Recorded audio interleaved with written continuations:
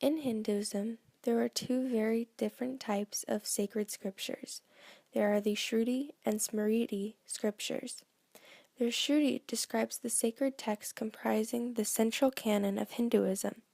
This contains the Vedas, the Brahmanas, the Aranyakas, and the Upanishads.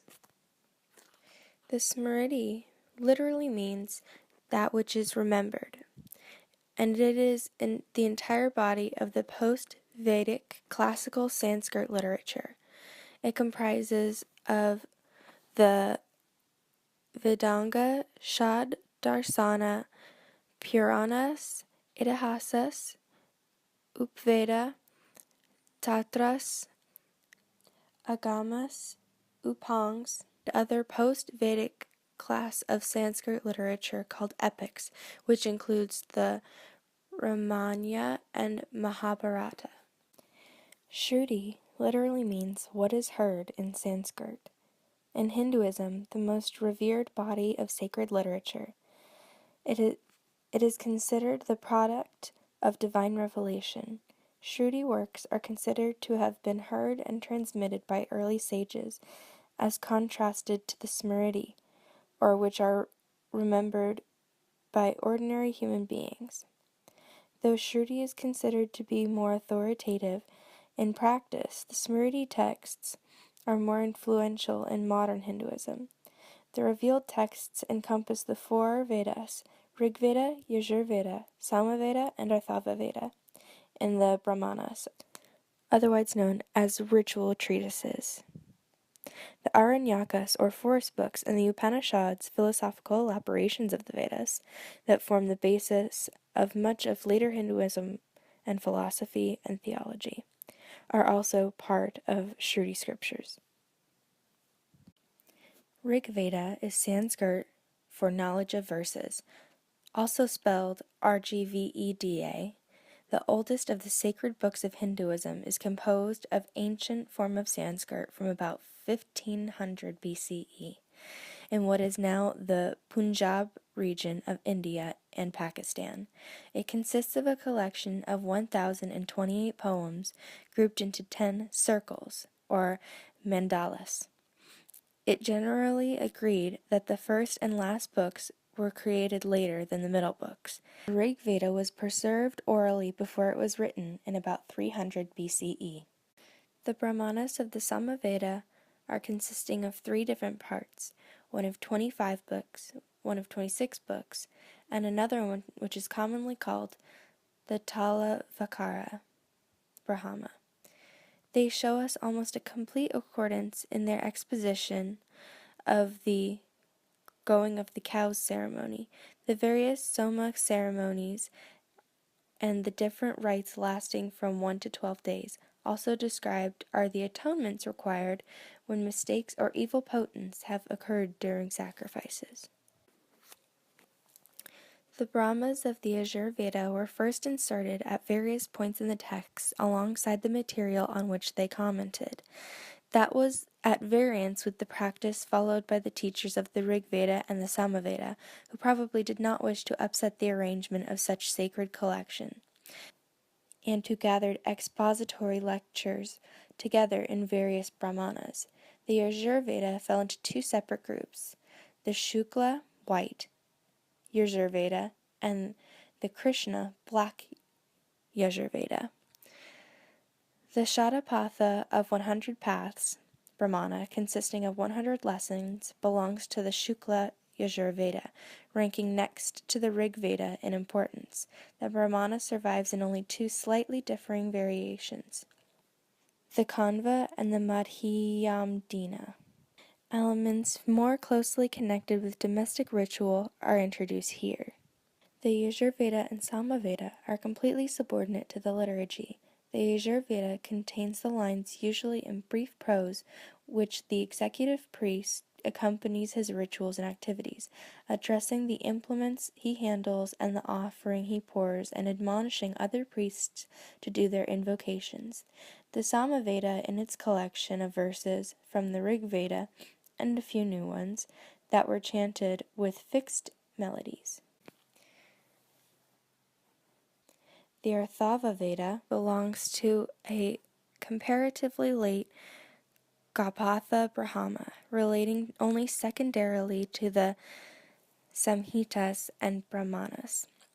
It is in part concerned with the role played by the Brahmin priest who supervised the sacrifices. Upanishad is Sanskrit for connection. The Upanishads became the subject of many commentaries and sub-commentaries, and texts modeled after them and bearing the name Upanishad were composed through the centuries up to about 1400 CE to support a variety of theological positions. The earliest extant Upanishads date roughly from the middle of the first millennium BCE. Western scholars have called them the first philosophical treatises of India. Though they neither contain the systematic philosophical reflections nor present a unified doctrine, indeed the material they contain would not be considered philosophical in the modern academic sense. For example, the Upanishads describe rites of performances designed to grant power or to obtain a particular kind of son or daughter. The Vedanta is one of 6 systems or darshans of Indian philosophy. The term Vedanta means in Sanskrit the conclusion of the Vedas, the earliest sacred literature of India. It applies to the Upanishads, which were elaborations of the Vedas, and to the school that arose out of the study of the Upanishads. Thus, Vedanta is also referred to as the Vedanta Mimamsa, or reflection of Vedanta. There are 3 fundamental Vedanta texts. There are the Upanishads, the Brahma Sutras, which are very brief, even one-word interpretations of the doctrine of the Upanishads, and the Bhagavad Gita, which means Song of the Lord, which because of its immense popularity was drawn upon for support of the doctrines found in the Upanishads. Brahmana is any number of prose commentaries attached to the Vedas, the earliest writings of Hinduism, explaining their significance as used in ritual sacrifices and the symbolic importance of the priest's actions. The word Brahmana may mean either the utterance of a Brahman, a priest, or an exposition on the meaning of the sacred word. The latter is more commonly accepted by scholars.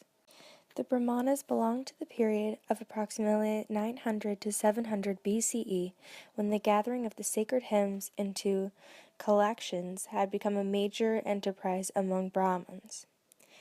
They present a digest of accumulated teachings illustrated by myth and legend on various matters of rituals and hidden meanings of the sacred texts. Their principal concern is with the sacrifice, and they are the oldest extant sources for the history of Indian ritual.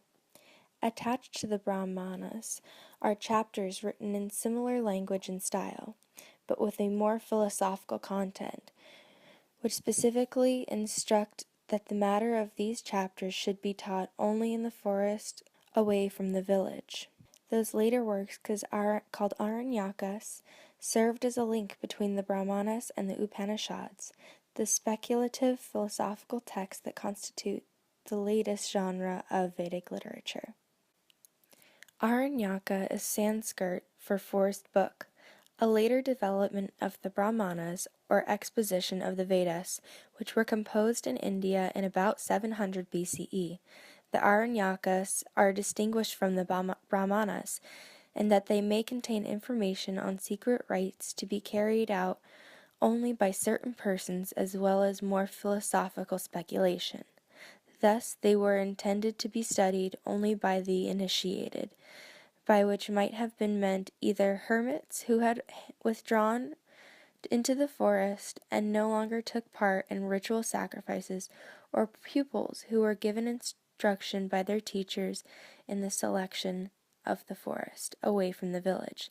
The Aranyakas are given over to secret explanations of the allegorical meaning of the ritual and discussion of the internal meditative meaning of the sacrifice, as contrasted to its actual outward performance. The philosophical portions are more speculative in content and are sometimes called the Upanishads. Smriti scriptures. Smriti is Sanskrit for recollection. These scriptures are sacred Hindu literature pieces that are apart from the Shruti. Smriti is what is remembered. These scriptures contain the epics, the Mahabharata and Ramayana, which include the Bhagavad Gita, which is one of the most popular Hindu literature pieces. These scriptures also contain the Puranas, Itihasas, and Dharma Shastras. Itihasas is Sanskrit for history. This was written between 500 BCE and 1000 CE. The Itihasas contains stories of divine incarnation, philosophy, and ethnic reflection. It also contained the epics. These stories are considered actual historical events. Mahabharata and Ramayana, the two main epics in Hindu literature. Mahabharata is Sanskrit for history and was most likely written between 400 BCE and 200 CE. This centers on the heroic narrative, specifically Bhagavad Gita. This story centers on a warrior's journey through one of the great battles.